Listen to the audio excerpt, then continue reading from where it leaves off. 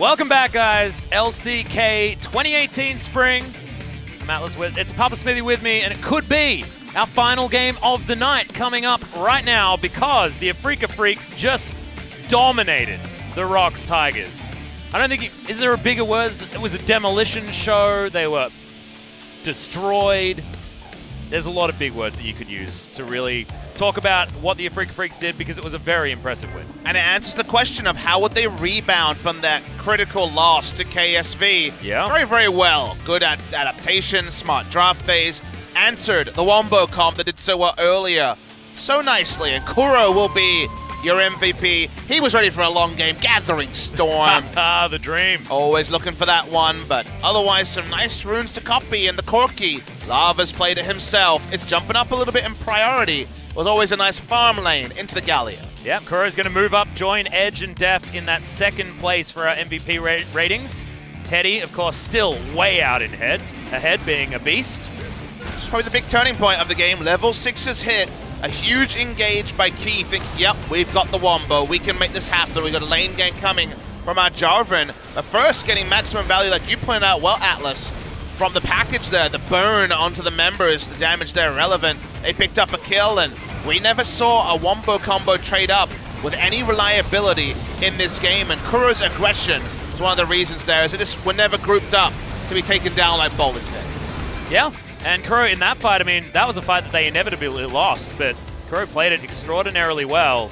This was an odd move from Lava. I mean, teleporting away against a no CC damage dealer sometimes works, but last one was a Trinity Force crit, which really ruined his day. Anything less, he would have lived. And then from there, they rolled through. This is what a Goldie looks like, with everyone being a damage dealer. Yep, and this is what happens when Wombo combo that's really far behind tries to attack, and it means that the Afreeca Freecs got enough health bars, and not enough damage is done, and they just evaporate everyone that's coming towards them. Yeah, when you have 280 carries, a Braum Q is death. You know, if Braum was hitting you, you were dying because of all the ranged auto attacks and the insane teamfight mobility of a Jax, who, let's remember, is still 100% win rate from the jungle in LCK Spring 2018. 4-0 now, and Spirit, the third unique person to play it. Yeah, being played by, you know, some of our very best players as well. You can understand why it is certainly doing well. But Kuro on your screen, the MVP master himself from last year.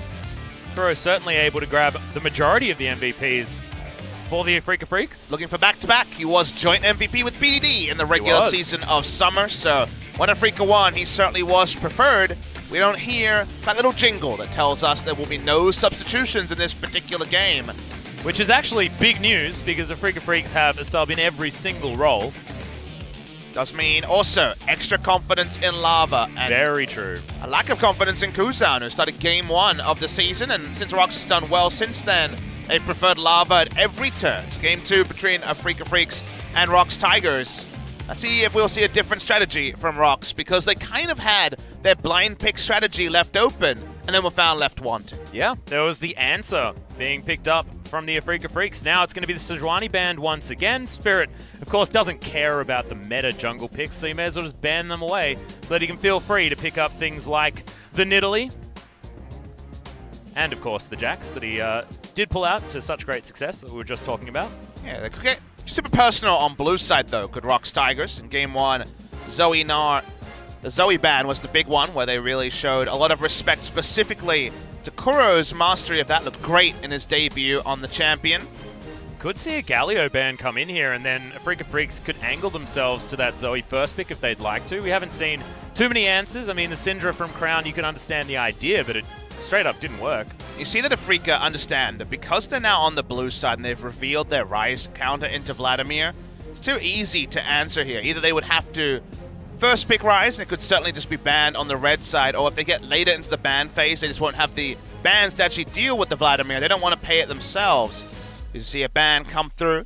Does leave things like Gnar and GP available, which were banned by ROX Tigers in the previous game. Yeah, we'll see whether one of them is actually opted in for here as far as the ban, but no, Kalista is going to hit the bench. Kramer has tried his hand at it, I believe, a couple of times, or at least once, if memory serves. Yeah, a couple of times, not with too much success. Did find one win. Now, final ban, what is it going to be? Azir standing out like a sore thumb, Ryze there as well.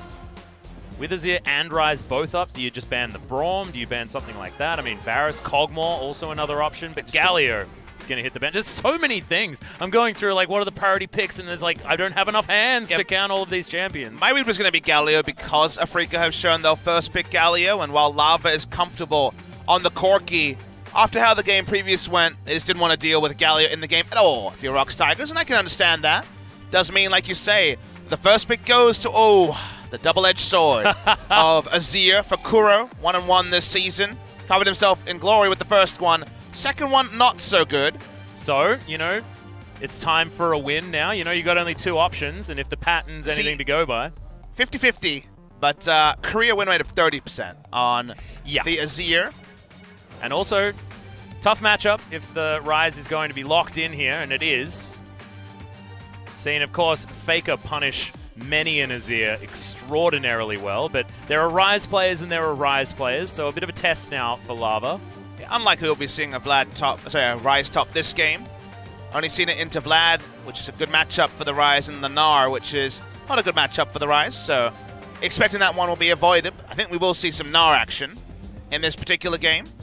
Well, it is going to be the Kha'Zix locked in for Seonghwan, one of our notable Kha'Zix players, actually. 2 out of 3 victories on the champ with a 9.3 KDA. The guy certainly has been getting some kills. And the team, and he in particular, really smart at lane assignment when ganking with the Kha'Zix. A lot of lane ganks topside, killing exactly this pirate.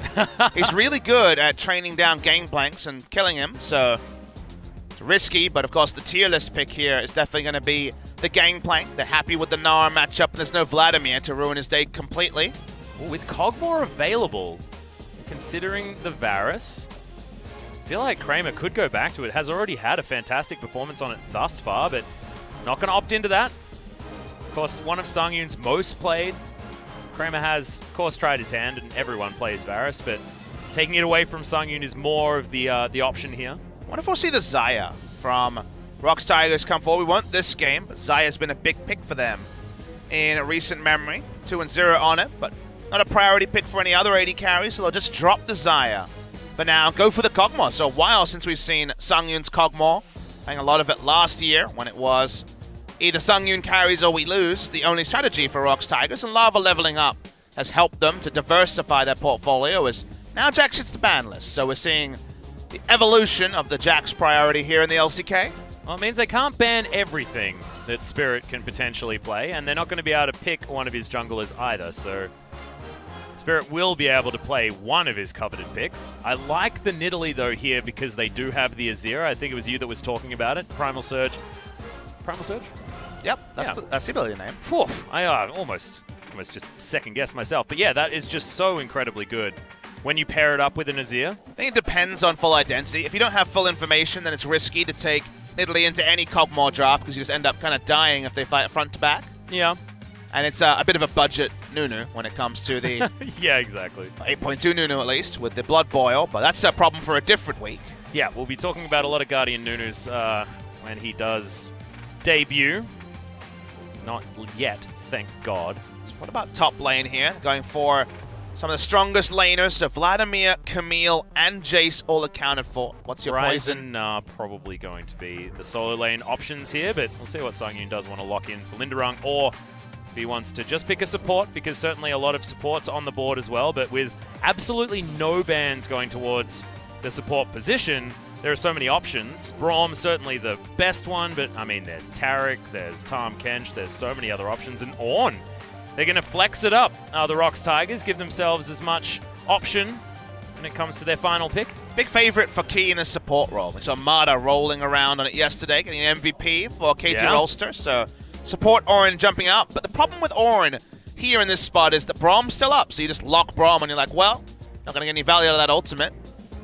And we've been seeing, you know, especially from KSV, the power of the Varus Braum lane. You were talking about it earlier on today. Yeah, one of the other reasons that Varus is high priority, other than the meta favoring his Ragewave build, is that at level 6, he's a pick machine. You know, he can just get a pick, and if you have damage from the jungle, Skarner's locked in, baby! Oh, here we go! Spirit just, it's unique champion after unique champion. There's only one that he's played more than once, and it's Kha'Zix, and he hasn't won. So he's like, nope. Keep doing new ones. That's how we get the wins. I'm a big fan of Skarner with the rework and the buff to his E, making his EW max possible Didn't get a lot of success in Europe. That's the only region that's been playing it. There were bans in Europe last week. I was watching some games last night. Very, very late into the night. And the Skarner wasn't getting the work done. We will be seeing Skarner here. Cool. We'll get to talk about what Skarner brings and what the buffs have changed about him as the game goes on. But very clear that between Varus, Skarner, and Braum, a lot of pick power here from Afreeca Freecs. I like how you were talking about pick power, and then we go straight into a Skarner pickup, and it's like, oh wow, he segued himself really nicely into exactly what Afreeca Freecs are able to get done. But the Taric is going to be what the ROX Tigers go for as far as their answer, and I don't mind it. It does mean that they can get themselves into a better team fighting position, but as I think about it, I feel like Impale's pretty damn good against the Taric ultimate. Yeah, I look at it, and while there is teamfight options for the side of the ROX Tigers, it doesn't feel like they necessarily overwhelm those of Afreeca. And if you think about the best way to min-max this draft, skirmish, 2v2 is where they really are strongest. Avoiding things like the interaction between Braum and Ornn ultimate in teamfights, taking advantage of how good Seonghwan has been at laning face Kha'Zix. He's probably been the best in Korea this year at finding spots to actually get the snowball going. It's not been the 0-1-2 farming Kha'Zix. It's been the ganking Kha'Zix, finding a lot of success. But make a mistake. You fall behind and you try to have to buy a QSS when you don't have enough gold for your damage items. Kha'Zix won't be useful unless he really gets rolling in the early game. Yeah, and getting rolling in the early game is certainly a possibility here with the draft that the ROX Tigers have put together, especially in their solo lanes. Ornn can push in GP very effectively in the early game. Ryze versus Azir is one that we've spoken about time and time again. There are options for the bottom lane, but it may not be the focus. Certainly a game that could go either way, but with the momentum that the Afreeca Freecs have, they should be able to get the work done. Guys, game number 2 and possibly the last of the night right now.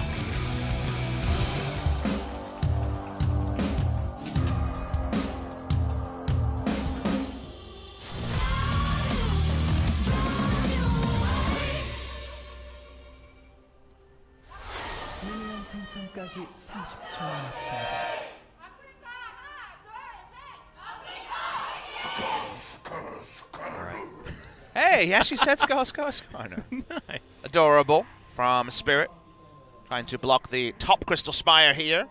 There's a new mechanic we get to talk about, Crystal Spires. Oh yeah, love me some Crystal Spires. How exciting. I was a big Dominion fan. Well, that's gone now. Atlas, sorry about that. Whoopsies.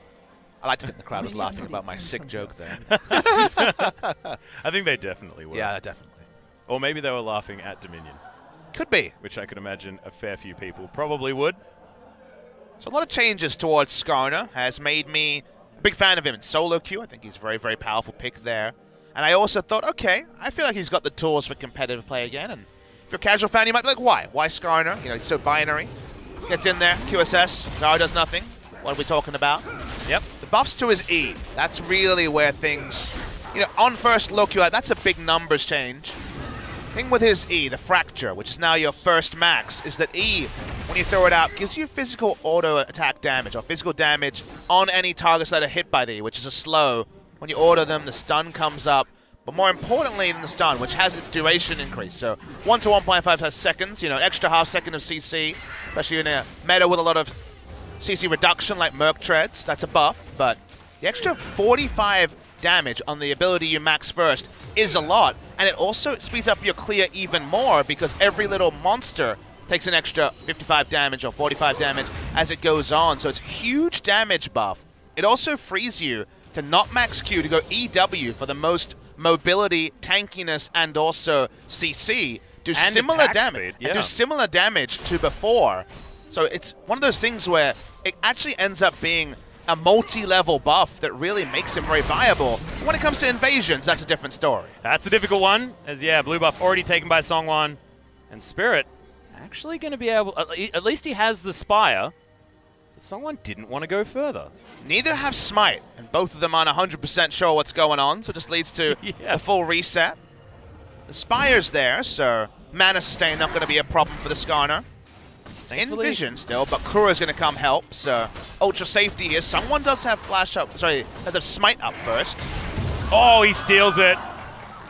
Seonghwan, this is why the man has done very, very well in the Kha'Zix. Knows what he can get done. Ends up being a bit of greed from Spirit, who could have smited it himself, chose not to. Vision in. The brush was the big winner there, and so the speed is going to be slowed down. And while I'm a big fan of it in solo queue, seems like ROX have it well scouted. Most of the Spires are now owned by ROX, and you need those to have any semblance of mana sustain, and more importantly, jungle control for the Skarner, who still is not necessarily as level 6 focused as before. If you hit your max range E, or if you hit E in general, you are a decent ganking threat, but let's be real, you want 6, and it's going to be denied for a little while. Now the Spirit lost his blue. Yeah. He went Predator, okay. Yeah, exactly. I was like, the boots charge? What's happening? Yeah, first time we've seen Predator in competitive play. It's all about movement speed effect on your boots. Well, this is all about turret dive. Oh, that flash was so sick as Kiin's in trouble. One more Q will be enough, and Lindarang just tanks the turret exactly as many times as he needs to. ROX Tigers coming out of the gate, swinging here. The AoE stun there. It actually hits on the charge up because it has a pretty big AoE when you hit the wall. It's not just 100 range. It feels like it's about 200. So even though he flashed over, charged into the turret, got the knock up, good kill enacted there. Skarner powerless to help because he's still behind in his jungle and only just got his Spire back to clear faster. Things are snowballing away from what was looking like a fun pick in the Skarner. Yeah, and Kuro actually really going aggressive onto Lava. He falls down relatively low as well because minions do a fair bit of damage, but Spirit now just charging his way around. Second point in Q, interesting. So maybe different option. I feel like the E is just so powerful now that not maxing it first is a surprise, but it could also just be a second point and then an eventual max into the E. Trying to get map control back. That's really where Skarner does shine. Now there's Seonghwan on this now trademark Kha'Zix pick. He's been one of our most impressive Kha'Zix players. Great timing. It's always Lindarang and Seonghwan pulling off a turret dive or a lane gank on the Kha'Zix, and it's always deadly. The reliability is very high. Yeah. Spirit now once again continuing to just claim the Spires. Sangyoon and Kiin checking in with the bottom lane. Is Kramer that's in the lead by just a little bit. A story that we've spoken about quite a few times. Kramer certainly lanes very, very well. Lava's going to make his way down towards the bottom side. Realm Walk is there, and they could do something real aggressive. It's Kramer and TusiN, they do understand what's going on. The Dazzle's flashed into, but it's TusiN that they catch up to. Good, Unbreakable, and the flash is there. And no worries at all. The Afreeca Freecs just lose a couple of flashes and an exhaust, but not their lives. It's unbelievable value, though. Atlas, 3 summoners blown just for a flash from Kiin and the ultimate from Lava, and level 1 ultimate very rarely is used in any ganking scenarios, so sick play from the ROX Tigers. And the bot side, they already have a kill top side. This is a big lead out of nowhere by ROX Tigers. Yeah, hasn't really converted itself in the gold numbers or anything like that, but I certainly see exactly what you're talking about because it's having this map control, the ability for Seonghwan to get ganks early as the Kha'Zix is so huge, and something he's shown that he knows exactly what to do with. So as far as what ROX want to be getting up to in the mid-game, they're setting themselves up for exactly what that's going to be. 30 lifetime games in the LCK for Skarner. Last time there was a real Skarner meta was a very long time ago. We're thinking to 2013. Pal Templar, one of our Korean casters, was one of our noted Skarner players. Yeah. In Korea, back when farm to level 6 junglers was pretty common. Game has evolved quite a lot since then. He was pretty good at those, being the Mumu God Skarner, himself. yeah. He'd be an ultimate tipster now, but definitely did work back in the day. Positive win rate, 57%. Just a Q-Max, very interesting. Would love to pick Spirit's brain about that, with E-Max dominating the ladder. Kiin's used his ultimate, just onto the lane, kind of smelling the turret dive. He saw Ignite change from Lindarang, so he put 2 and 2 together. But Spirit's going to be able to grab himself a blue buff. They answer back. Seonghwan's not going to be able to grab that, so I don't know whether the Vision spotted them. It's a cute little ward that probably saw Spirit moving away, so they may know exactly what's going on.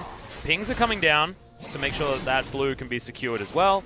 Seonghwan with a red buff might make it tough. Smart that TusiN's re-invading, though. He needs to find some coverage to stop the turret dives from returning from the Kha'Zix, and also, like you mentioned, there's no guarantee they claim their own blue buff because the Vision was traded between ROX and Afreeca. So once again, they need help. Last time this didn't work because we saw a Smite steal from Seonghwan. He's trying again. Gonna have to get a ward into this brush though, as TusiN actually moves his way around. We've got an isolated Braum though, as Spirit might actually be able to flash Impale here. Seonghwan gonna be able to get in there, but Realm Warp's gonna set Lava up. Spirit held on to that ultimate and decides instead that he just wants to run away, and Lava easily able to grab the second kill for the ROX Tigers. Interesting stuff. I just thought that the Impale was probably going to be at least utilized. Wanted to use it in a proactive scenario where they could really secure a kill. Wasn't going to be this one. It ends up just meaning another death, this time onto TusiN. Less control for Afreeca, who already are falling behind pretty severely in terms of map pressure, and Kiin dealing with a lot of harass on the top side. Not often does Ornn take the role of aggressor in lane, but with the Ignite, with the Kha'Zix, seeing Lindarang so confident to push up and attack onto this GP. Yeah, also seeing it against a GP as well. I mean, this is where Ornn really has been able to shine. Oh, little puppy doesn't have any friends. Thankfully, Spirit's going to be able to help because all of them will come back. He just takes down the little one. Predator's not been a favorite on really any of the junglers in competitive play. Even on this particular champion, even on the Skarner. Very rarely do we see Predator taken at the highest level, but you understand the thought behind it. Massive burst of movement speed and extra burst onto your next ability, which is going to be an auto attack, or the Impale itself as you get into range. So theory here is this lane gank's especially going to be super powered. Also, you know, Impale does decent damage at the same time, so getting a Predator proc onto Impale feels decent. You can see his cute little boots that he just purchased do have the little Predator sign. That's a cute one. Very long cooldown in the early game, around 2 minutes, I believe. So yeah. Again, just about the lane ganks, mostly there. You probably can't Predator down lane with how good the vision control has been by Afreeca and have any real hope of actually being able to enact a gank. At least Spirit's able to claim a few of his spies. He's going to go back home now. Cinderhulk probably able to be purchased. And Seonghwan down on the bottom side now with his Evolve set up on the ultimate. He can just stay invisible for as long as he likes. Use this Scryer's Bloom to clear out the vision. That was something that the Afreeca Freecs were pretty good at. Game number one is controlling vision around the map, understanding exactly what they needed to get done, but this time ROX, they're the ones with the deep wards. They're the ones with shallow wards as well that are able to actually keep things working, and with all of this deep vision, Spires do not last very long. Such a controlled display from ROX Tigers is just disseminating this. Late pick Skarner, just trying to really set the tone of the game, but no Impale 11 minutes in is usually a good sign that he's been trivialized. Well, Seonghwan's just going to jump on top of Kuro, does use the cleanse, gets himself out of the way of the Rune Prison. A lot of damage. No flash expelled though, so decent work by Kuro just to make sure that he kept a level head.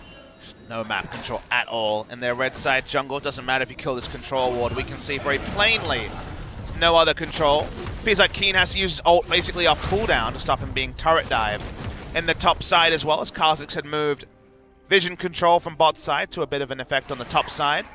We'll also clear out this ward around the Rift Herald. ROX Tigers just kind of have good options everywhere. Do they want to start an objective? Do they want to turn to turret diving in the top side?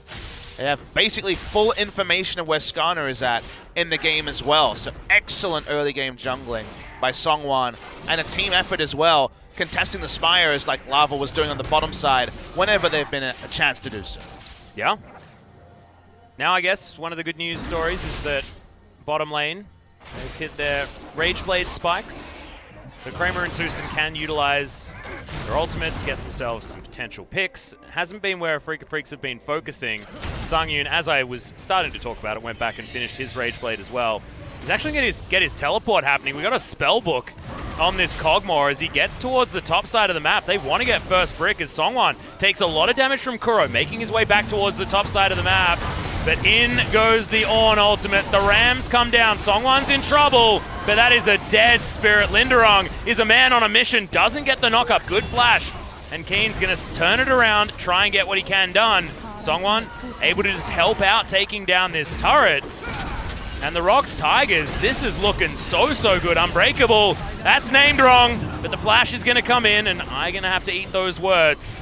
TusiN is going to survive. Cosmic Radiance wasn't exactly utilized all that effectively, but it did mean that the ROX Tigers were still able to move forward. The teleport from Sangyoon was used effectively. Braum could never be there to counter-rotate as fast as the rotation by ROX and the teleport from the Kog'Maw, so they knew they were going to get maximum value from the Ornn ult, which in teamfights we know will largely be answered by Unbreakable. So moving around the map well, choosing their timings well, getting bonus kills as well.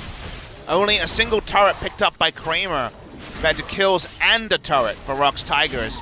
Trading up again and again and again. Really no good news stories to talk about on the side of Afreeca. Yeah. Lava, 2-0-0 now as well on the Ryze. Was questioning to see, like, he was the man that was playing the Cork. He was playing the Galio first off. It was more of the unconventional picks that he was making look good, but Ryze certainly has been at the right place at the right time. Creative gank to start things off. I remember you talking about. And Seonghwan continuing to get rid of these Spires. First Ryze of the season, but definitely check marks for the early game, at least for Lava. Seonghwan put down the Rift Herald. He obtained much, much earlier. That should get a counter turret, although I have not seen the turret HP for the blue side bot lane outer just yet. But we can see Varus up top lane trying to smash down a turret himself. Should be able to get that one done, but will mean Cannon Barrage is invested, but it's not going to be able to clear all of the minions, and this tower is certainly going to fall down. Might even get another charge for old Shelly on the bottom side of the map. Cannon Barrage to at least take out the minion wave, otherwise it could have been 2 for 1 in turrets. Yeah. Wanted to decrease the speed, but also just clear some of those minions. Here is that second charge you alluded to. Still a fair bit of extra damage with a Rageblade Kog'Maw down there. Call the Forge God. Oh, flash out from Spirit is going to keep him alive. Spell Flux there was really threatening Spirit, but Lava a decent amount of movement speed, and they haven't stopped. ROX Tigers wait for the next minion wave, take down the inner turret, and while Spirit is running away, he's going to lose everything. Outer turret in the mid lane, sort of the next option here for the ROX Tigers, but they've already got 3 turrets this game. 2,000 gold lead does mean that the Afreeca Freecs aren't going to be too worried as far as money, but like we saw last game, it's about map control. And you might wonder, how were they able to so freely take the second turret bot lane after the back was already started by Kramer and TusiN? The answer is zombie wards. Remember that ROX Tigers had so much vision in the red side jungle 5 minutes ago. Surely that is timed out, but the zombie wards extending the amount of time they had vision meant that they could so safely walk up, know they weren't being flanked by anyone. They could read the situation. They had full information that in previous metas would not be available. They take a second turret. They trade up again. ROX Tigers, just like Afreeca in Game 1, are basically getting the lead at every single moment in the game. Now Afreeca Freecs trying to move their bottom lane, which has been farming out extraordinarily well, getting to some good break points as far as item timings. Move that up, claim some Spires with it. And this outer turret in the mid lane that I mentioned was going to be threatened. He's going to be at least defended for the moment. 3 members moving down. On the back foot, but Afreeca Freecs do have a lot of scaling to them. We've talked about Azir a lot. We've talked about Varus in the late game, especially with the ability to switch over to something like an Infinity Edge for insane auto-attack damage, consistent damage. Spirit going to get found out by Seonghwan. The Dazzle's going to stun him up, but they're not going to want to go too much further forward. Scaling today hasn't necessarily been anything other than a dirty word. I felt like every time teams have opted into too much scaling, they've been well punished. So a couple of days ago, I would have been strapping in for 90 minutes and accepting that perhaps scaling would be the answer. It certainly could still happen here. But there's always the very real possibility that Afreeca keep finding a ROX Tigers team, making the right bets, keeping up their vision control, answering all the Spires, and just spiraling a lead away from the Afreeca Freecs before they can ever truly be competitive. So far, they have been just as clean as Afreeca Freecs were in Game 1. What's absolutely incredible to me is just the amount of information ROX have been able to get. So many wards. I mean, there's control wards everywhere for the Afreeca Freecs as well, but they're so defensive, as you can see. Even so, the vision that ROX have is oppressive. You can see that red ward just there. They've got a control ward in here as well. Cannon Barrage is going to deny the take of this turret, but we've never seen it used proactively. We've only ever seen reactive Cannon Barrages out of Kiin so far. The Afreeca Freecs are just trying to bail water out of a sinking ship. Does look like map hacks, doesn't it? Yeah. This is on 8.1 when there's full value out of the zombie wards at basically every minute in the game. Black Sheep Wall, man. difficult for Afreeca to face check too often. The jungler doesn't have any real power in the 1v1, so he's being respectful. They're worried about Taric there with a Dazzle or the Ornn coming in. They kind of need multiple members. They need to outnumber ROX Tigers even to contest Vision. Means that more and more brush go unpathed through. The Vision snowball only continues. Haven't really been able to talk about Vision snowball that much, apart from control wards for a few years now. But with zombie wards especially, the snowball is pretty severe. Now we just see ROX Tigers so confident to walk in, put down some Vision. Seonghwan walks up, not a care in the world. ROX Tigers, really good performance. Yeah, goes invisible, and I actually think that that ward didn't even spot him because he got into the brush before it went down. So that was a bit of a cute move. Sangyoon's going to be able to grab his red buff. Red's going to get exchanged. So Kramer actually doesn't manage to get his. It's Spirit still trying to triage himself back into this game. Actually, no, it wasn't. It was a steal away from Seonghwan. So both red buffs taken at exactly the same time. Don't mind me. 90 minutes into the game, you need multiple control wards just to control one side of the jungle for Afreeca. They control their blue. They control nothing about their red side jungle. And they can't even hope to go up the river or into enemy side of the map. It's real scary. And the Afreeca Freecs had this kind of control 20 minutes into the game last time around. You were mentioning that, you know, side selection hasn't really been as much of a big deal, and I'm really starting to be a believer, Papa Smithy.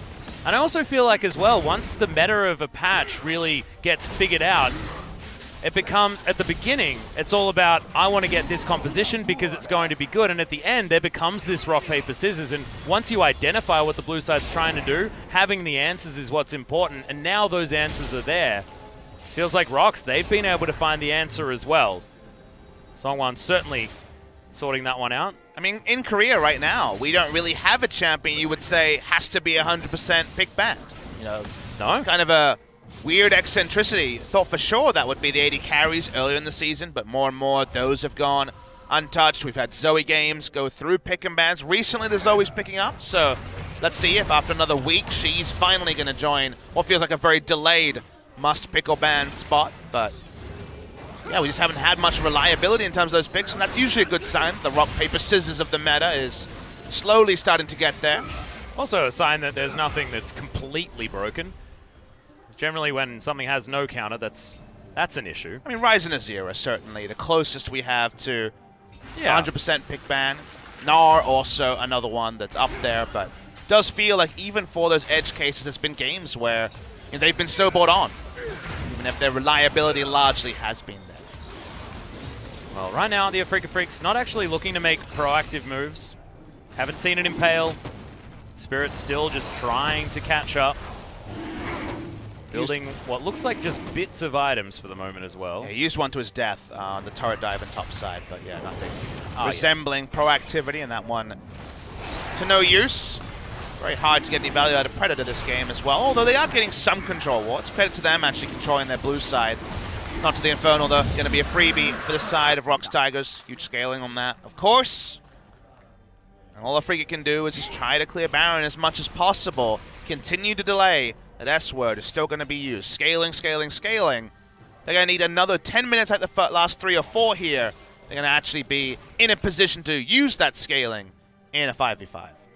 And can ROX Tigers actually utilize this vision and map control snowball that they have set up for themselves? Because that's always our question. When teams aren't necessarily the top teams in the LCK, there have been issues with keeping the pressure on throughout the entire mid-game. Well, ganking Ryze is the idea right now. Yep, and the Realm Mob should certainly be able to be there. Don't know whether I would have done that, Kuro, but that's going to be the Impale. Spirit's going to utilize it. Lava should get stunned, but no, he's just too fast. Oh, the slow! But no one's actually going to catch up. And he says, see you later, guys. I'm going to go back home. That's a really bad feel. They couldn't get the last auto attack there. Vintage Skarner, you'd have to say. Gangplank ultimate used for wave clear. Probably not going to be enough. They're keeping a minion up with the teleport, but Sangyoon's just holding on to the turret aggro for a long time. Yeah, Home Guards are going to actually come in here as the Afreeca Freecs set themselves up as a unit, move their way forward, but Kiin, you're not that strong yet on the Gangplank, and the outer turret falls in the mid lane. So once again, ROX Tigers, pressure goes in, they grab what they can, and Lindarang seems to just always be standing on top of that Crystal Spire. But there's a good news story. I found one, Atlas. Oh, yeah, nice. Gangplank up in CS. The gold lead small and expected because Gangplank's doing his thing. Yep. So at least CS-wise, no one is getting pummeled. 19 CS for the mid lane. About 8 jungle camps for the jungle. At the end of the day, Spirit has probably had the worst end of the early game after drafting the Skarner and not really being able to pull off much, but working his way towards a righteous glory. It's funny how 5 years later, Shurelia's reverie on the Skarner has been kind of recreated here, at least in the solo case. Yeah, it just happens again. Like it, what goes around comes around. Void Staff now done for Kuro as well, so he's going to have a bit of mid-game damage. We'll have the 3-item spike with the Blade of the Ruin King done for Kramer, and as far as the mid-game Varus build, that's pretty much quintessential. And when you get late enough into the game, there's this really interesting duality where you wouldn't think QSS on Taric or Ornn would be particularly viable, but in the late game, we get super carries. You know, we get Gangplank at 6 items, we get Varus at unbelievable item timings, and most people die during an impale. You know, with enough focus fire, people die. So you get that awkward point where if you're Lindarang, you have to actually ask the question of, am I pressured enough to pick up a QSS as Ornn? And then, as we know, that eats up an item slot, doesn't really want a Mercurial Scimitar. So there will be some awkward thoughts if Afreeca can keep staying in touching distance. If it stays under 5,000 gold in 10 minutes, I think we really will have some interesting team fights to evaluate. Well, speaking of team fights, I really want ROX to fight as soon as possible. They've got the 3 items on their Kog'Maw. He's extraordinarily strong. You can see demonstrated by his ability to take down those chickens. The Reindeer really needs to get into a teamfight position where he can make things work, and there's so many threats on this ROX Tigers squad that they could start Baron, peel, and do some ridiculous things. The Afreeca Freecs try and contest. Afreeca, right now though, against the flow of play, actually have control of that Baron pit. So. And a lot of it's some smart defensive vision. Remember, they couldn't go anywhere near their red buff. Suddenly, 3 control wards, looking a bit clearer there. Not necessarily in full control over their blue side, but they're not fully losing it either. So, at the end of the day, the ability to stabilize is something that, you know, we have to celebrate. There has been some degree of stabilization by the Afreeca Freecs. Whether it's in service of a victory or not, it'll take time to find out. Well, Seonghwan's going to foil the plan. The little gank brush used to set up to punish anyone trying to get vision. See, a ton of pings onto that Baron, and you mentioned the fact that, you know, the Baron vision was there. Now, definitely not. Wards everywhere for the ROX Tigers. As Seonghwan, concussive blows, that's going to be scary as Key. He might be the pick-off option that they're looking for. No, Chains of Corruption just going to be ignored. And that is a decent cooldown. Cannot be utilized now by the Afreeca Freecs. Still trading down these situations. Kuro does need to be careful. It's leaping Seonghwan. Get in there and get some work done. Okay, secured it. Gromp, done. There's the win. I mean, little wins are relevant when Afreeca kind of have to brush camp and wait to see what ROX are going to do. They've turned on to Baron, but they've got Seonghwan tanking it. That's not the best. Yeah, TusiN also just ran forward as there's a cannon barrage. Heal has to come out from Sangyoon, which is exactly what they don't want. And the Afreeca Freecs, the denial of this is fantastic. I don't even know how he knew where to put it. It seems like TusiN just walking forward was enough to get vision of exactly the exit strategy that Seonghwan was utilizing. You do not do a Baron bait unless Ornn or Taric are tanking the Baron. That doesn't work. That was a big failure there. They have great Baron damage with Sangyoon, but yep, Seonghwan's not supposed to tank that one. You gonna call that a whoopsie? We can call that one a whoopsie? It was a strategic snafu. I like it. As commentators, we are all about being able to say the same thing as many times as possible. I mean, you know what? I think whoopsie's probably every the lazy single one. game of the LCK, some color points get repeated a few times, Atlas. Yeah. But I've never been bored, Papa Smithy. You have a gift, my friend. I really wish there was an automated program to work out what word I've said the most. It's probably something like scaling. My old producer actually wanted to find one of those. Scaling would be up there. You know, obviously there's going to be, you know, very certain words and trigger words, but scaling would be up there with this meta. Scaling, forcing. You know, there's a lot of forcing that's been attempted, especially recently. Thankfully, not so much. I mean, ROX sort of tried to do it there, but today hasn't been a day of that. Today has been a day of strategic victories for a lot of our teams. It's the first time where we're seeing ROX have this lead and toil just a little bit. And we've had shorter games. You know, we haven't had 45-minute plus games today. Largely have been the more clinical range, teams have been able to close a lot cleaner. No Sivers running around to muddy the waters on that. Speaking of running around, Spirit is Turbo Skarner at this point. Doesn't need boots of mobility when he has Predator and the Righteous Glory. He's gangbusters this stage of the game.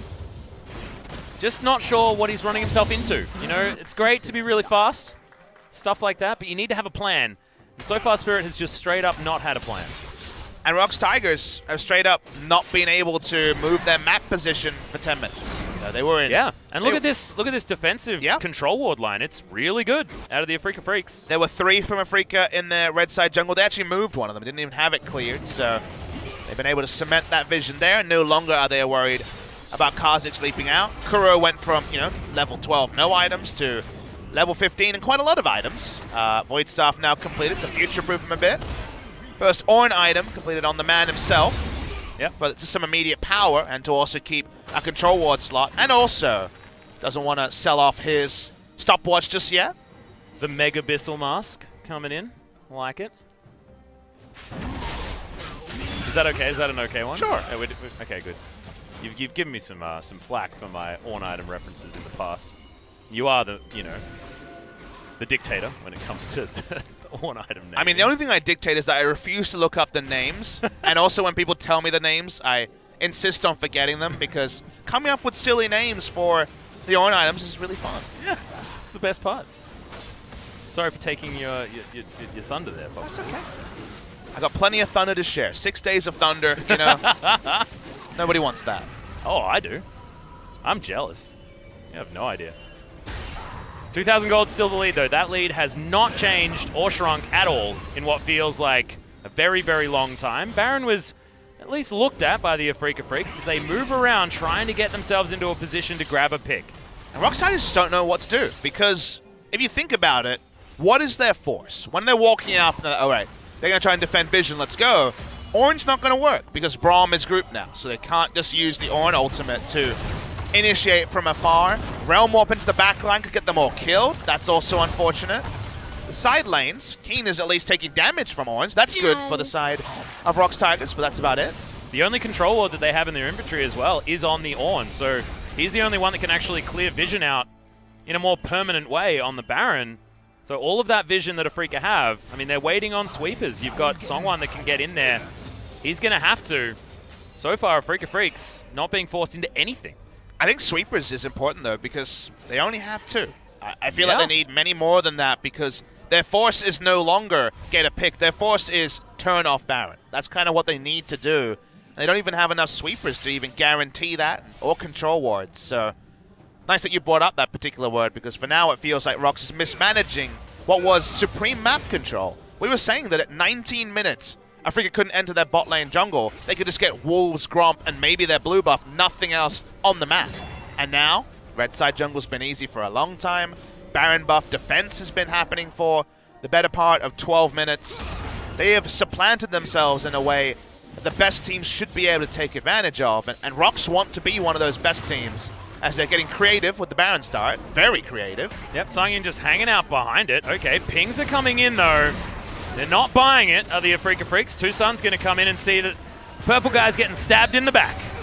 Is the Dazzle going to find it? No. In fact, I'm not entirely sure how that didn't quite work. There's the Glacial Fissure just trying to break off the members of ROX's Spirit. He's booking it. He's found lava. Can they actually get the damage in the Emperor's Divide? But yeah, he's got his onions. You got too excited there, Atlas. Yeah. I almost said Achilles, but Atlas, don't get too excited. But, I mean, I thought maybe they could kill him in time. The Unbreakable's there, though. No Ornn ult to be had. The Ram was foiled. Seonghwan could be in trouble. Kuro shifting sands, but doesn't get far enough. He's been practicing his drifting. It's gotten better since last time we saw him. Yeah. Well, no Zhonya's option for Lava for the next couple of minutes. I mean, maybe that's going to be worth it. But he didn't use any summoner spells. Got everything still available. Thankfully, no investment on the side of the Afreeca Freecs, and we've almost got Impale back up as well. Yeah, so shock cooldown maybe reduction. not too much of a problem. It felt like action. It was exciting inaction, it turned out to be. I had a great time on the show. Maybe we are overdue for our 50-minute siesta. Yeah, I haven't had one, really. It's always Achilles that gets all of the crazy ones. Oh, trust me, I'm not upset about that. If we can just isolate the Fiestas to only Achilles, it would make my life a lot more predictable. Wouldn't make any dinner plans on days when I'm casting with him. Oh dear. Although we have in the past. I know. A lot of chicken wings missed out on. Feels bad now. Well, also a lot of chicken wing places being kept open by yours truly and our good friend Mr. Wolf Schroeder. So don't worry, you got friends keeping the places available. That is very specific knowledge that 4 people watching the stream will appreciate, but okay. I was trying to keep it inclusive. You went full exclusive. It's not exclusive. We were just sharing a bit of information about our lives, Papa Smithy. I think that's okay. What's okay right now is that Seonghwan is trying his best, trying his darndest to be as relevant as he was in the first 15 minutes, and you know, that's hard. So hard to do. As Kha'Zix, item build was looking nice and sick, but now Black Cleaver, he had to go the QSS so that he can actually clear vision and not die. And the awkward thing there, and the gold lead, it was 2,000, what, 10 minutes ago? Yeah. It's 1,000 now, so that's certainly gotten away from them as Kiin is trying to be taken out. That's called the do-si-do, boys and girls. Kiin just wanders up and gets back to his team. Everything's fine. I believe that was a smite. Lock that one down. Lava actually taking a lot of damage here from Kiin in the fight. It's on. The Ornn ultimate comes in, and Kuro is going to lock down the first one. A 4-man knockup with the call of the Forge God. Doesn't matter. He just creates enough space. Cannon Barrage is there. And with one pick onto Key, is that going to be enough for the Afreeca Freecs to try and move forward and get more out of this one? I feel like they've just waited long enough, and ROX have not utilized their lead at all in the last 10 to 15 minutes. You've got it down, Atlas. Great color commentary there. Unfortunately for ROX, they had so much of a lead. They mismanaged it. Their investments did not pay off. Spirit understands that anyone without a QSS, with 5 members, it doesn't matter how much tank stats you have, you will die. And now Afreeca, if anything, they're 300 gold away from the gold lead. Yeah. In fact, clearing out that minion wave almost got them there. Okay, if we're looking at item timings here as well, I mean, we were talking about Sangyoon having a great position, but then they didn't force any fights. We've got a 50 CS lead now for Kramer, who has his Guardian Angel. Going to be buying a full item because that Relic Shield's so incredibly strong to hold onto with the overshields and all of that stuff, but he's got a GA. Kramer's not going to be jumped on and assassinated by someone like Sangyoon at all, and even more so is he irrelevant. It's, oh my god, TusiN almost did it. That was well read by ROX Tigers though. They kept their smite in the mid lane, just had 2 members solo down the Infernal, so they get a nice combat-ready Drake for free. Yep, that's 4 as well, so if they get the Elder Drake later on, which is going to be our next dragon, that's going to be a scary prospect. But it is awkward. Their best map movement was kind of against the run of play 16 minutes after they held all the cards. You know, they literally were the dealer. They had every option as the poker dealer here, and instead just took a siesta. And that siesta has led to 12 minutes, 15 minutes later, Afreeca ready to go. Team fight ready, happy to turn on anyone. No QSS on Taric, no QSS on Ornn. Shouldn't be relevant, but right now is super relevant. Yep. Scary times. And Kiin, despite having a rough one earlier on, he's feeling brilliant. Mortal Reminder is done. Not a lot of healing available now, and if he can get a shot onto Sangyoon, it's going to be pretty fun to deny a lot of that sustain that all of his items have been able to offer him. Not a lot as far as what we can see, but that Relic Shield still able to help him out. Kuro's a sweet hat short of basically being fully decked out on the Azir. Very relevant for 36 minutes, but no death cap. It's going to be a bit of a frustration there, about 50 CS down on his lane opponent. Of course, wanting to keep a slot open for the control ward as well, so we'll be able to go back and sell that ring, grab himself something. To be pleased to know, the first person to 6 items is the Gangplank. Of course. Oh god, was that an outright GA? It's an outright a lot of things because he's ahead in gold. Ahead in gold, of course, but ahead in CS even because Ornn, while we've seen windows where he can punish the Gangplank, can't actually deny him anything. And the kill pressure was only there when someone was diving his lane the better part of 32 minutes ago. Yep. It's the most fun when you can start just freely barreling all of these minion waves. It's a bit of a brawler build. No Infinity Edge at the moment. Yeah. The Infinity Edge is becoming more and more important. I always thought it was, you know, a luxury item in previous days, but when there's hyper carries and everyone's a super tank, fitting it into the build somewhere, I think is important. No Phantom Dancer item here either, so we might just see a rearrangement later with the Yomas and the Guardian Angels being sold, depending on how things go. With how the games have been going, I mean, you almost need to factor in 8 full items because of how much gold a lot of our teams have been getting. So why I think Varus is so strong, because he can be fantastic in the late game with 6 items including crit and does hyper carry damage, but has this mid-game based build with the Wit's End that he can get rid of. Seonghwan in potential trouble. It's the Afreeca Freecs. This is a complete 360 of what the rest of the mid-game was, because now we've got Turbo Skarner threatening onto the ROX Tigers, when before it was triage. It was completely just Afreeca Freecs standing on the back foot, just trying to get away from ROX, and they did so. ROX haven't been able to get anything done. Now, the downside of the fact that Afreeca now have control of the game is they don't really have a do-something comp either. Skarner running straight at someone doesn't work in almost any scenario, and they're not able to actually get vision leads. They're just able to control vision. We're not going to see any ult flashes from Kramer, so we are primed for the 60-minute dream. All right. Settling in. Everyone now is very good at not dying and not doing anything.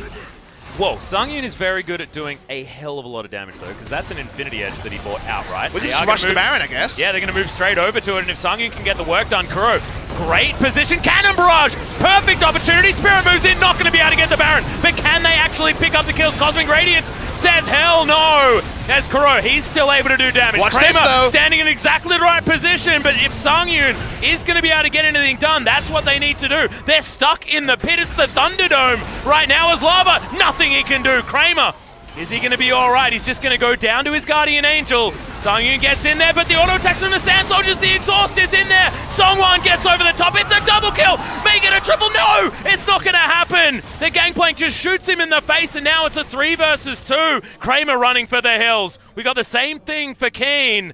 That was a much closer fight, but the Baron, most importantly, goes to ROX. You've never seen a standoff like that in the Baron pit after the Baron was Without dead. just Mundo versus Mundo, Exactly, you know? just insane stuff happening there. Does go the way of the ROX Tigers. After all of this, we just have a smite battle. It ends up being a 50-50 in the end after all of it. Seonghwan does complete the smite.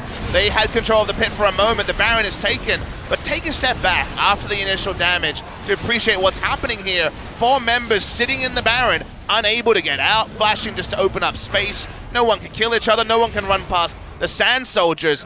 That is a hilarious interaction to have. The stare down of 9 people. Eventually it bursts into action. Sangyoon able to use his Guardian Angel. Kramer as well. Tried to put out big damage. I think the big hero here on the side of the ROX Tigers was their mid laner Lava, who's doing a lot of damage over the wall on Ryze, even before the true commitment happened. ROX get the Baron, the smite is true. Maybe that'll be enough to actually advance their position. They haven't been able to do for 22 minutes. Yeah, they took 4 turrets. Oh, well, they took 3 turrets very quickly, and then all they could do in 20 minutes of play was take down the outer turret. Now with a Baron, you'd think that pushing is something that they'd be more capable of. There's a Molten Edge on Sangyoon. Unfortunately, that's one of the names that I do know. What'd you say, sorry? Never mind. Okay. But Lord Dominic's Regard is actually the option that Kramer goes for when he sells his Relic Shield. So remember, AD carries, it was a clear advantage for Sangyoon last time. Great item timing in order to get towards that Baron and win that fight. Minion waves pushing in pretty heavily in the bot side. Elder Dragon would be obviously of massive value to the ROX Tigers. Kuro does some massive damage. Thankfully now the Afreeca Freecs do a lot of work with a lot of their poke. I mean, when these Sand Soldiers get out there, they are doing massive things. This is definitely worth a steal attempt on the side of Spirit, but they do not want to commit to any fight after this. There's the Realm Warp. Interesting. Okay, can they actually steal away the Elder Dragon? It's going to go down. Massive knock-up. And that is going to be the secure. Seonghwan gets in. Can he actually launch his way into a good position? There's the Ram. Not going to get it. And there's the Realm Warp. 3 members. They're looking for Kuro, but they're not going to be able to find him. Redemption heals them all back up. The ROX Tigers can't find a pick. They may be kited out, but Afreeca still have to respect now effectively 3 Infernal Drakes worth of buff. 24%. Gonna be rocking there.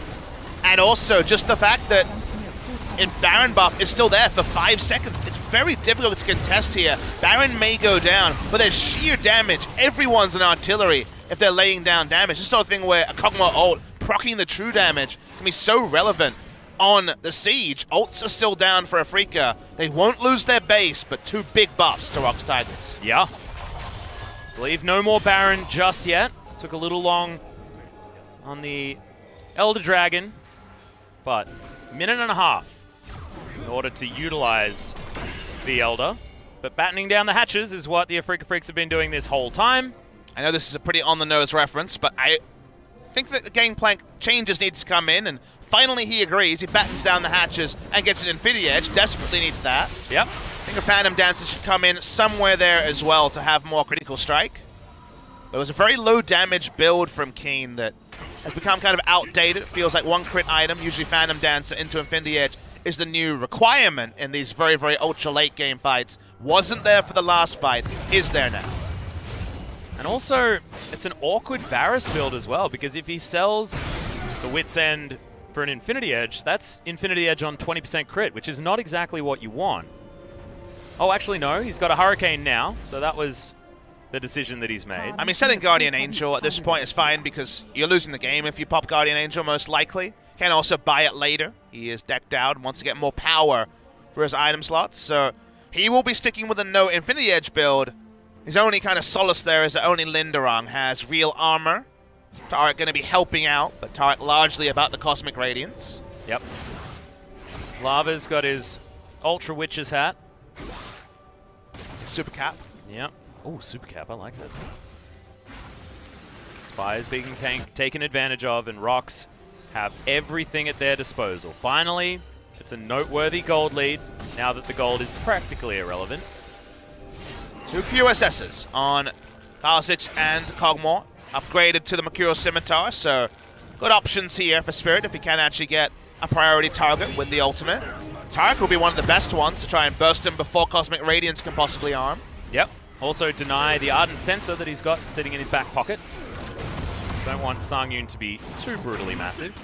Spirit laying in wait, but this red buff not going to be something that the Afreeca Freecs can contest. And Seonghwan, okay, immediately uses Mercurial Scimitar, but there was absolutely no impale there at all. Yeah, the 1.5 second stun enough to actually draw out the QSS. So now there's 4 targets. Yeah. They're looking pretty juicy on the side of ROX Tigers.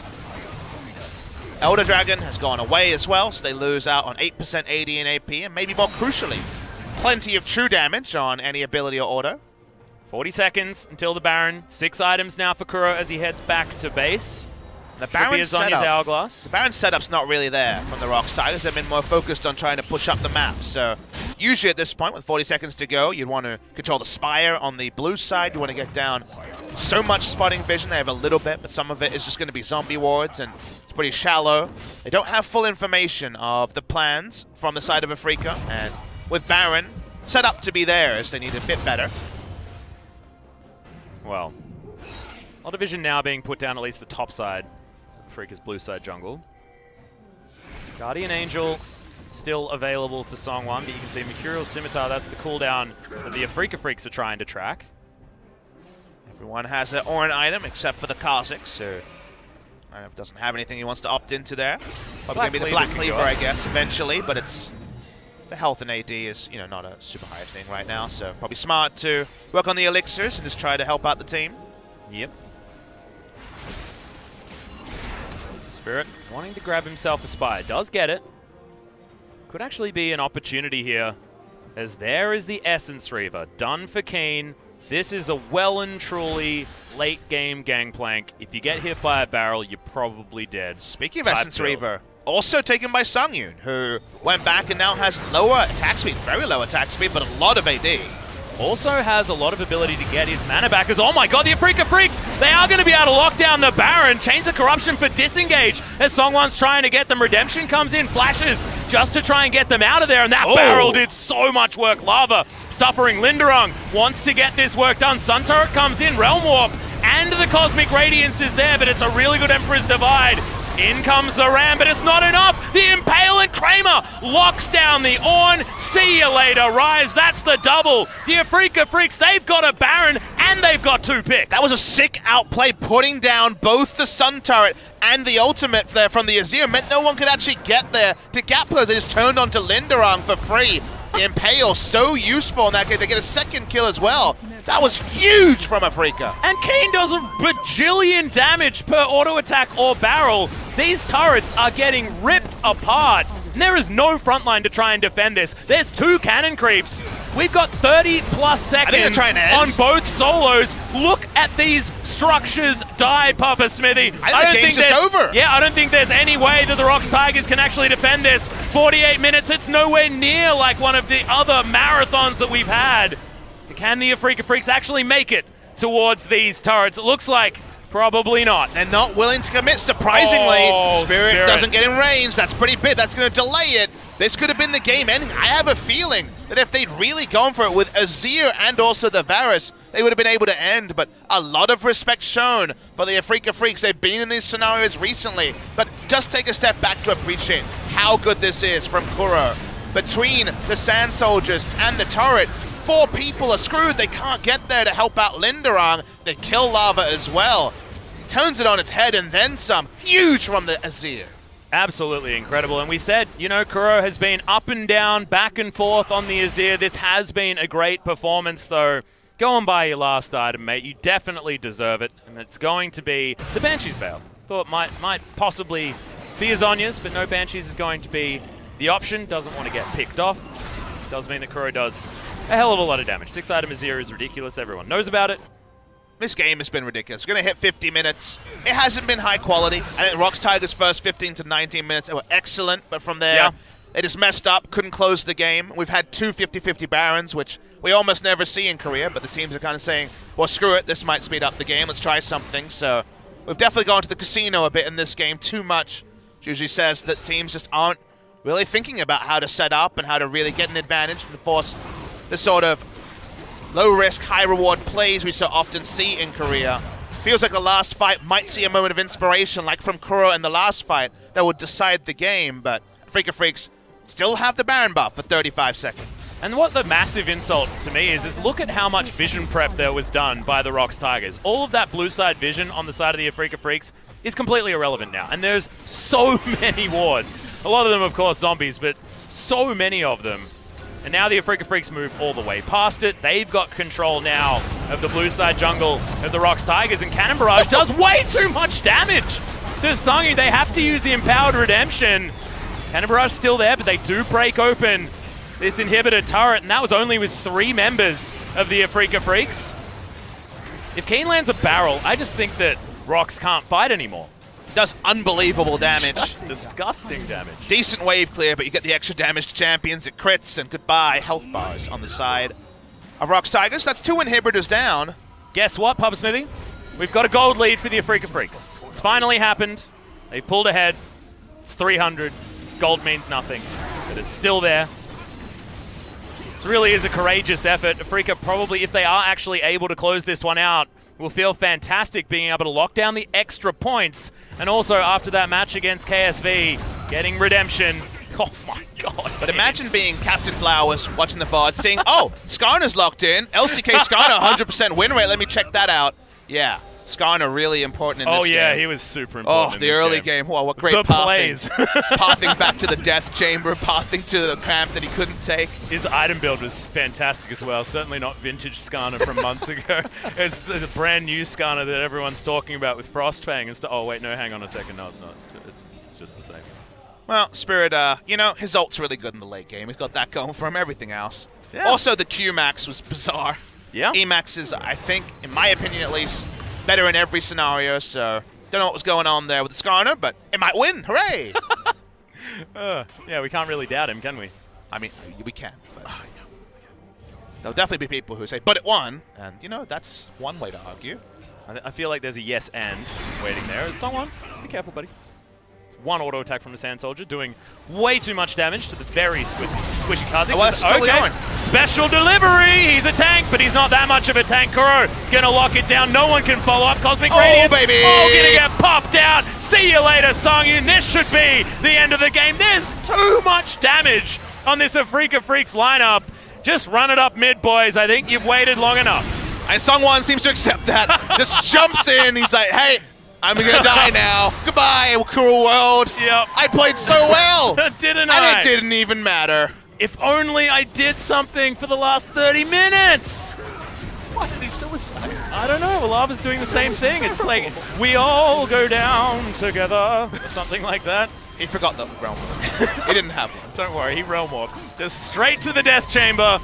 You know, he knows what he wants to do. If you're going to go down on your back, why not do it golden, Atlas? Exactly. Absolutely stunning. The Afreeca Freecs, they hold on, they wait. There was a gold lead for ROX Tigers for what felt like an eternity, but they're still going to pick up the 2-0. A long game, but we've got back-to-back 2-0s.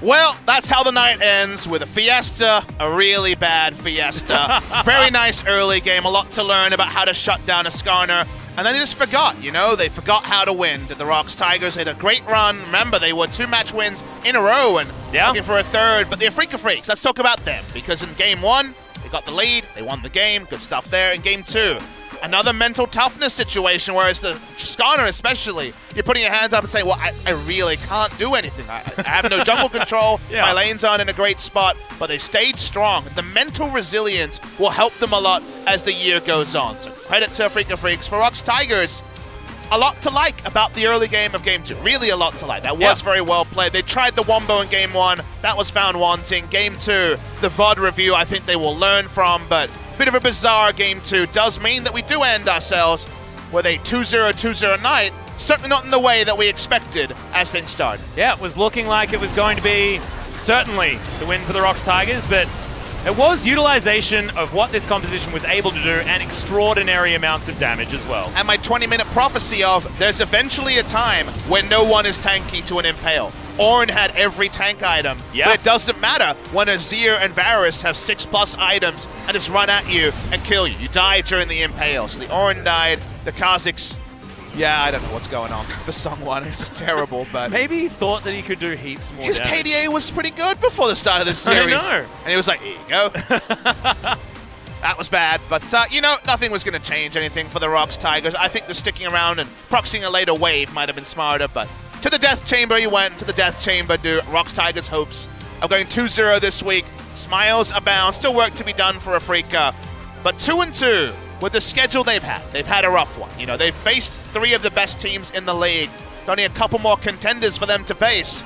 Now might be the time for the win streak for Afreeca Freecs. Yeah, and also taking the wind out of the sails of the ROX Tigers as well. They were on a bit of a streak themselves, being able to grab the BQ Oliver's victory. 2-1, of course, and then Kongdu Monster as well. It's no mean feat. It's feeling like we are having a compression of the skill level of a lot of these teams. So, certain shout-outs to the ROX Tigers, but this was certainly not their day. The Afreeca Freecs showing us why we were, the opening of the season, pretty excited about the Afreeca Freecs. Definitely in game 1. Game 2, they should have lost. They got crushed, and then suddenly the game went 53 minutes. How did we last that long and Spirit only did almost 3,000 damage? I mean, 400 damage Skarner was a famous Kakao meme, and I guess we're keeping it Korean here with okay, nice. No damage Skarners. And it's because, well, he ulted a couple of times and, you know, ran around as a lobster in the jungle. I mean, what are you to do as a Scorpion? I never saw his boots on cooldown either. It was a funny old game, Atlas. It was a game. It certainly was a lot of fun, but the players that we really should be talking about are certainly the likes of Kuro, who had a good game on the Azir. This time, MVP.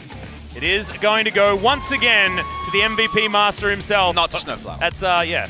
He's not in the league anymore. That is certainly a picture of Kuro. I feel like we're trolling So I'm pretty sure. This is pretty funny. What? Afreeca hasn't had Snowflower for a couple of years. Thanks, OGN. Just trying to keep us honest. As Snowflower is dominating. God. He's doing so well. He's in the TCL. How's he doing it? I don't know. Well, let's talk about what actually happened in the game. We're starting at 30 minutes in, I guess, for some reason, skipping over the fact that nothing happened previously and there was nothing to show for from Kuro. But wasn't a lot of good things for Afreeca Freecs this early. Thunderdome situation was really funny because the Baron was dead, but no one could escape. So we got the standoff that ROX Tigers won, and we were, all right, ROX Tigers, you got this game. Things are going to go well. Well, the game went a lot longer than this. And this is the big play. This was the moment, yeah. The turret into the ultimate. Sorry, ROX have nowhere to go. They don't want to go forward. A huge barrel explosion as well. Chucked out multiple members, Lava and Sangyoon, losing 700 health each. A nice turn. But unfortunately, you know, for us true analysts, game was decided on 250-50 Barons, which doesn't say good things about the macro of the game. And macro was good for game one. For Afreeca, they fell behind. It all turned into a fiesta, but they won it, so I guess congrats. The most caveats in a congratulations I think I've ever heard in my entire life. But this was definitely not part of the highlight reel. The I will go down the golden boy, says Lava, and that is certainly the end of the game. Kiin had that one on his mind. And Kuro gonna even things out with Teddy at the top of the table of MVPs for another season. I just want to hear from Snowflower and Snowflower at the MVP interview. Well, I think we'll have an opportunity to throw it over to our good friend Joel. Time to get the Discord connected for our interview with said Snowflower and Snowflower, or just Kuro, depending on which one. Thank you very much, guys. This is your last interview translation of the day. We do have Snowflower as our interview winner for both of the games, and Kuro. We're going to have our last interview of the day with him. Every time Afreeca wins, it just seems like your interview is up in the air. I mean, it's really due to my teammates doing their parts, really getting the win. I feel like I'm getting a little more credit sometimes. Of course, but I still don't mind getting the MVPs. I would like to have all of them if I can.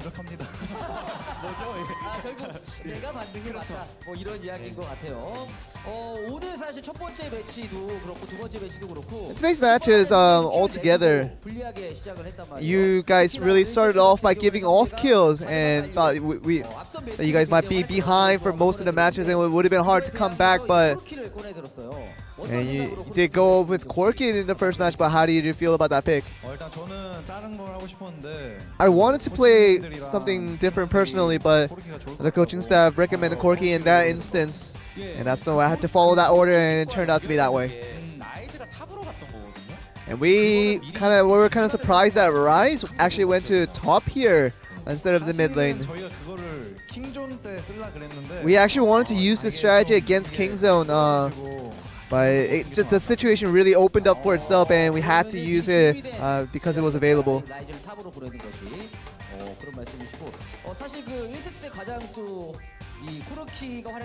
In the first set, is where where Korki made the biggest impact. Was one of the highlights that we could show here.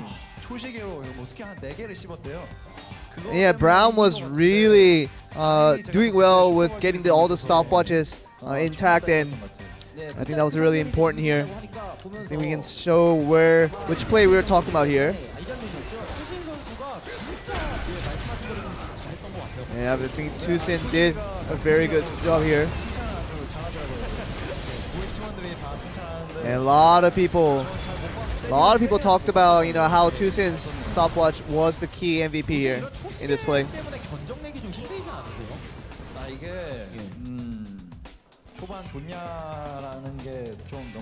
I think, you know, to be honest, having the Zhonya that early in the game does make it a little overpowered, but you know, gotta make use of it while it's available. And of course, we did see the jungle Skarner, and what did that mean for your team?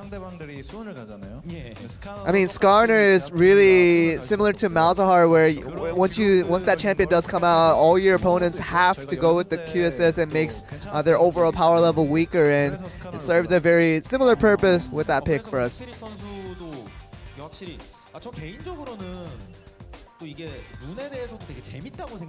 And we thought that the rune choices for Skarner in itself was pretty unique for me personally, and of course I'm sure he did a lot of studies and felt like today's runes that he went with was best choice. You know, he thought that, you know, of the many that he tested, that this was the best one to go, and we agreed as well.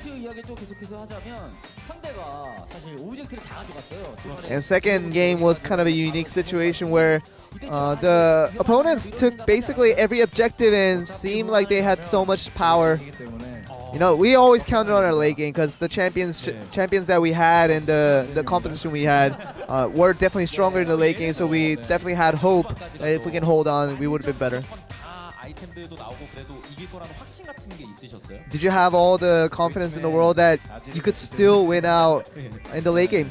I mean, all you need is Azir. Azir late game, really, that's all you need to talk about, and it does beat out a lot of things in late game. We have another highlight of game 2. Might have been the most important fight that decided the game. Isn't it scary when your opponent rushes in like that? And right now, it's just like all about getting that Taric ult done, and once that rotation goes about, we get much stronger and we are able to do a lot more. So we were trying to be patient for most of the part.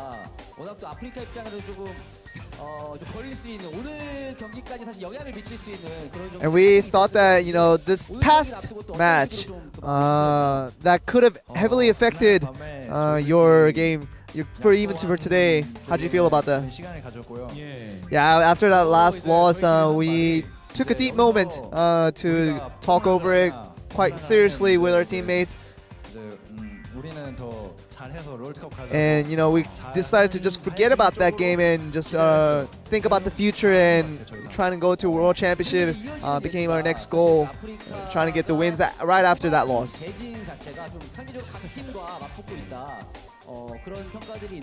People do say that Afreeca are facing a lot of tougher opponents in these early matches in the season. You know, we do say that we are part of the top 4, but, you know, I think we can say that if we're able to beat some of these teams that our power level in the league does rise to a level that we wanted to. And of course, you know, getting a win with KT, and, you know, we can still lose to some of these teams, but we're still up there. And KSV was essentially a win for us, but, you know, losing out like that was very disappointing for sure. Of course, you talked about these close losses that you could have been turned around definitely in your favor. But going into this season, would you like to talk to us about your personal goals for the season? We did meet a lot of the stronger teams early in the season, but we want to collect some wins in these future matches that will be against the lesser of the teams in the LCK. I think we can say that if we do well enough, we can win most of the games that are coming up in the future. So we just continue to ask you to support for us. And that is the end of the interview. Not Snowflower, but it will be Kuro for Afreeca Freecs. We will send it over to you guys. Thank you very much, Joel. Great to see what Snowflower had to say. No, of course, fantastic to hear from Kuro.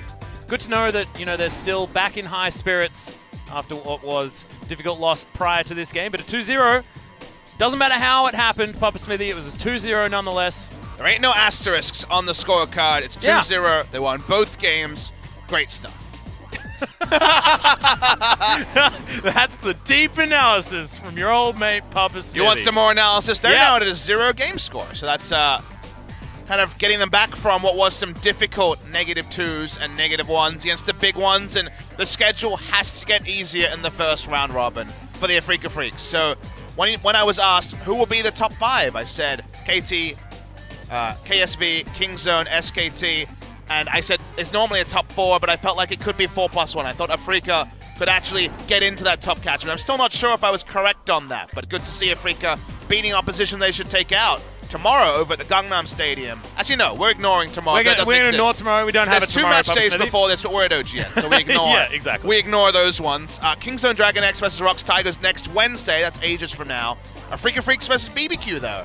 We'll see if Afreeca can keep on the winning streak they're on right now. Yeah, and you skipped over Kingzone because they're looking ridiculously dominant at the moment. Another budget telecom war, though, to come in on Thursday. And KT Rolster versus Jinner. I'm looking forward to that so much. And we'll be able to see just how far the mighty have fallen with MVP taking on SK Telecom T1. Can MVP manage to kick them when they're down? That could be an opportunity. We've skipped so many match days. This is a million days in the future. But next week at some point we will have these games. Kingzone versus Kongdu Monster, which is going to be the ultimate test for Kongdu Monster and KSV versus BBQ Olivers. Of course, other games in there, so we will get some extra information, and that's going to be with your mate, Papa Smithy, and Valdez. Why can't we show the game I don't know. It just makes things really confusing because it just looks like, oh, and then we're going to have this one team not play, like, at all, I guess. Jinner actually plays 3 games before that one. Yeah, exactly. Oh, no. Oh, good It's a time. funny old video gaming world here at OGN. We're doing our best. It's been a fun week. My 6 days, 5 down now. Exactly, so only one more to go. Before Brendan gets to see you out. Before I get my exquisitely long one-day break. Life's good, OGN Legion. It's been an absolute pleasure, Papa Smithy, and thank you guys so much at home, OGN Legion. We are going to call it for today, but he will see you tomorrow for yet more LCK action. Good night.